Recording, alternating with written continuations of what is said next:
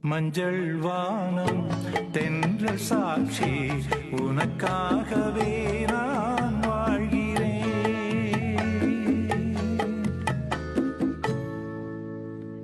மஞ்சள் வானம் தென்றல் சாட்சி உனக்காகவே நான் வாழ்கிறேன். விழியே கதையை